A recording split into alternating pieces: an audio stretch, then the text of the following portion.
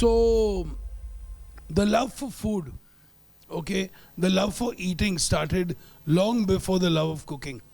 I mean, I can't still imagine that I actually worked all my way, used to cook for other people because I was a lazy child, okay. सब कुछ हाथ में चाहिए था, well fed, overfed sometimes, eating people's tiffins in school. I knew each and everyone क्या लेके आता है वो. So I think that's when the love of food actually started, with actually eating, which is actually not a bad thing in life, okay. So started getting more and more closer to food, living in a joint family, always surrounded by food. But yet, I'm not one of those stories that, you know, I used to sit in the kitchen, watch my grandmother cook and said, yes, I want to cook. No, no, no. I was in the kitchen, yes, but only to be the first one to khana khane ke liye. I wanted my food first, okay, in front of everyone. So that's how the whole love of food really started, but it was nowhere close to cooking or my desire or intention to take cooking as a professional career. Of course, it came to a time when now you have to decide what you want to do. And my dad used to be a very successful businessman, wholesaler and retailer for Bombay dyeing in those days. So every day after college, even in school, we used to go kapra napte the, you know, cutting cloth. Those days there were no online things, there was no, the ready-made garment industry wasn't booming. It was jao, kapda kharido, tailor ke paas jao, and silo. So I was an expert in selling towels, bed sheets, blouse pieces, cut pieces, pant piece, everything. And it came to a point when I said, you know what, do I really want to do this? I mean, it was a cushy thing, join dad's business, everything is taken care of, cushy life. But you know what, that cushy life and being able to do or wanting to do something or have to be doing something for the rest of my life and not actually liking it was the biggest scare to me. Now, I had a very dear friend whose mother was in the hotel industry, and we used to go to the hotel every week. Free mein khana khate the, free mein swimming karte the. So the whole love of being entertained was the best thing ever, always surrounded by food as well. So I think that was my first kind of inclination that, you know what, I'm looking for another career in life. I want to break for the border, kuch alag hi karna hai. Why don't I get into this hotel industry where I had no clue about? All I knew that sometimes his mother didn't come home for a day or two because she was stuck in the hotel. She was working. So for sure, it was the most demanding industry, but yet it wasn't the same what it used to be now. There was no celebrity chef status. There was no chef status. It was a cook. A cook was always in the back of the house. He was in the kitchen. The front of the house, the owner or the restaurant manager took all the glory, and food was just is always on the back burner, as we chefs call it, okay? It was just by the way. So, in spite of actually not understanding what I really wanted to do, forget, I'm still not talking about cooking and chef as yet. I said, you know what, let me start by trying something new, trying to be different, and let's take it as it goes, because I know one thing, I love eating and there's going to be food, so we'll take it from there. I appeared for the catering college, the All India entrance test for IHM, and I actually didn't pass the exam, went over to do my first year BCom, and I appeared for that exam again. I said, no, I'm not really going to give up. I've done one more year of college. I've been one more year to dad's shop. Now it's getting a bit to me, and it was really time to decide what I really wanted to do. And I had made up my mind, chalo, I am going to be not doing what dad is doing, with all due respect. But it was not my cup of tea.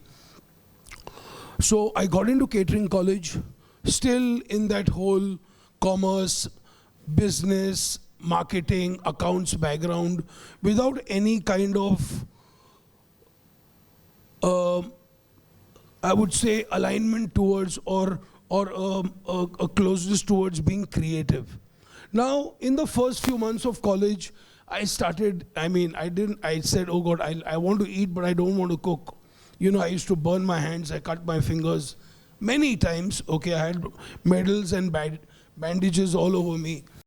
And then they came to a point where I suddenly started loving the cooking because I consciously became good at what I was doing. Maybe it was a fluke or what, but whatever I was making was turning wow. And my chef said, have you thought of being a chef? I said, come on, you are the last person who should tell me that. You've been kicking my butt for the last 6 months that I'm a useless guy. You've thrown me out of class. I've bunked half your classes. And now you're telling me, but you should become a chef. Well, that whole one line, that one day, and that one dish, I still remember the lasagna which I made. It changed my life. I started cooking food which was not in the syllabus at all. And he was wondering that it's not even in your syllabus, you're not even going to learn this in the third year of your college. Why are you doing all this? It was just a whole new high, a whole new drug for me, cooking. And cooking outside the syllabus was an even better high for me. So I started cooking Western food, and when it came to the end of the 3 years in college, I became a fantastic Western cook. But I also realized that we were still not ready, and the hotels were doing very, very basic international cooking professionally. I mean, there was only continental, there was Indian, and there was Chinese. I mean, Thai and Japanese, forget about it. It was nowhere close in those days. So I said that if I want to really pursue and actually see and experience what I really love to do, my place is not in India, it's somewhere out of India. I don't know how I'm going to get it, but let's try, because I want to actually touch, feel, taste what actually I've done in college, only in school, only in the books. Because what we read, even in college when we used to practice, if it says a wine or a champagne, we were serving wine or pretending to taste water, tasting its champagne. So we were actually living this life which is not real. We had never seen imported seafood. We had never seen what a lobster looked like. We had never seen what scallops look like. But theoretically, we knew everything. Iske saath ye jata hai. This is the sauce for this. You cook this for so much time. But actually, we had never done it.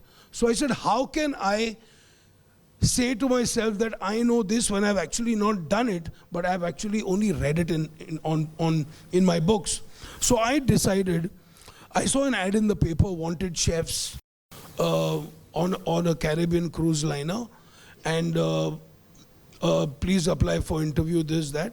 And I did a year in a hotel. I trained at the Oberoi in the Leela, and because I had to get some kind of experience. And the minimum criteria for this was five years in the hotel industry. Now, 5 years in the hotel industry I did not have. I had like about 9 months.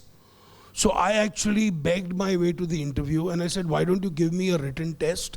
Saying, a test, only 1% of the 500 people who apply every time, only 50 people minimum get about 50% marks. You've just come out of college, what are you going to do? I said, at least give me a chance, because I knew theoretically, I knew everything. I actually was the first candidate who got full marks in that test. And in 1 week, I went for my visa, and I didn't look back, and I was on a ship. And I said, yes, Vicky has arrived. I get to the ship, I go into my cabin. Cabin is literally 200 square feet, even less than that. 4 people living, and all of them are from the Caribbean, 6'4". I'm not trying to be racist, black, like the Jamaicans, Dominican Republics, Costa Ricans, and here's this Sindhi boy, well-fed boy from Bombay. Sharing 2 toilets between 8 people, it was a total shock to me. And go into the kitchen and you just see food and plates, and I saw the rate at which the speed was going. And I said, oh my God, do I really belong here? So I was assigned to be a breakfast cook, okay? I started my career as a breakfast cook. And literally, after doing 3-year hotel management, top student, great Italian chef to be. I'm coming here to make bacon sausages, French toast, and pancakes. But not one or two, I'm talking about the thousands. Now, I hadn't got too much, I had no real-time experience in a professional kitchen, okay? And I was almost going to jump one day from the ship and come back home. My hands were full of blisters, they were completely, I was almost like sick for 2 days, I couldn't go to work. When time went by, I started doing well, I started learning. The ship comes to Chennai and my parents come and they start crying and they want to get me off the ship. Because they've seen, they said, my God, they couldn't believe it because I didn't tell them what are the real conditions on the ship. I started moving up, and then suddenly I switched my company. I joined Culinary line, okay? This was the first big jump because someone was paying me $100 more, but the company was much better. I started my career as an officer's mess cook. Now, in the cruise liners or in they follow the whole British Navy system where you have the officers. So the higher you are, so even a chef is a 3-stripe officer. The captain is a 4-stripe officer. So it's exactly like your naval rules which apply there. Now I thought that as the best opportunity, and I started really applying myself and started really working and showing them what I really got. Now all I learned was that in order that you have to push yourself if you want to get there. Nobody's going to take care of you. There was no godfather, there was no favoritism, there was nothing. It was all upon your work. Now, in the next year, Nelson Mandela was visiting our ship, and he was fond of Asian cooking. He wanted spicy food. So my chef actually put me in charge with another senior chef to work as Nelson Mandela's personal chef. So yes, I cooked for Sir Nelson Mandela, the late great Nelson Mandela, for a week. Just before he left the ship, he told the captain he would like to meet the cook who was looking after him. There were only 4 people who actually met him in the whole ship because it was complete security, and I happened to be one of them. So literally, he came and gave me a hug, and he said that, God bless you, and I can still, I'm getting goose flesh now. I will never ever forget that vision of that man coming and putting his hand on my head. Now, to cut the story short, I worked from, that's the hierarchy of the kitchen. 3rd commis, 2nd commis, 1st commis, demi-chef the party, chef the party, sous chef, junior chef the cuisine, executive sous chef, executive chef. In a span of 11 years with Cunard, I actually became executive chef, the first Indian executive chef in the history of a British naval company. Now, that was just, I thought, my first big step which I took. And then Cunard was launching the biggest ever ship there was in history, was the Queen Mary 2. Let alone me, even Cunard never had the dynamics or the expertise of actually running these big new style ships. Now, there were 4 chefs who were moved across over there, and I was one of them. And I was in charge of the largest restaurant there is ever at sea, called the Britannia, where we were feeding 3,500 people every meal. So literally that ship, where I was in charge of and I moved up to executive chef, was feeding about 45,000 meals a day. I had a brigade of 180 chefs, which I looked after. And that was the most epic time that I had reached. And everybody thought that, wow, this guy is going to move further. But guess what happened? I decided to go back. Normally when you go back, where your family would say that, wow, thank God you're coming back. But my family was shocked. They said, why are you coming back? This is where you're going. So I said, now it's time to come back and give it to my country, to my people. So that I want to share the skill set, I worked with 37 different nationalities. At that time I spoke 3 different languages. So, and I became almost like half an encyclopedia on food. I came back to India and started right from the bank, from the bottom, where I started a restaurant called Oris and Nido, where the who's who of the country, I don't want to start taking names, were used to be there. I fed every star you can imagine in Hollywood. In fact, when Farhan Akhtar and Hrithik Roshan were doing these movies, I had a personal chef who was actually cooking for Farhan, who fed him for 8 months while he was shooting for Bhag Milkha Bhag. So literally, I have designed a lot of food. Then it came to restaurants, which I got bored of, and then it came to television. I thought that restaurants was not just enough for me. I wanted to share my cooking, my love, and my skill sets to a wider audience of people. And I thought television was the best thing to do. And television came on, Vicky Goes Veg came on, I turned vegetarian to do my book, to do my series. And after that, the corporate bug got into me. That's where I got a chance to work with Everstone Capital, which brought Burger King into India.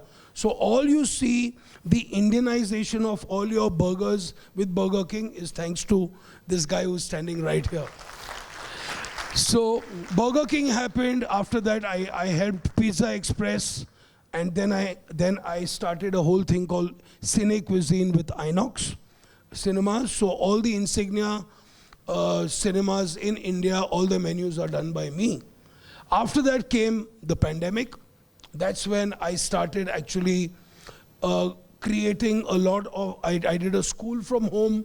I've never worked with an Indian kitchen, so I started cooking Indian food with a whole global twist to it. All you can see behind is actually Indian food. Can you believe that? Yes, it is absolutely Indian food, which is given a whole global twist because I have never worked with an Indian kitchen. So I still study Indian food. I'm still a student. I still love what I do, and I keep on innovating myself. And of course, a chef, somebody would expect a chef like me to do something gourmet, but I've recently launched the Speakeasy Kitchen, and my goal is to make the nice healthy burger, which is the vada pav of the future, and I've launched Speak Burgers by Vicky Ratnani in Mumbai. So the end of the story is that there is no end to the story. It's just the beginning. And believe me, I am a student 24/7. Yes, you can call me the student of the year. Thank you very much.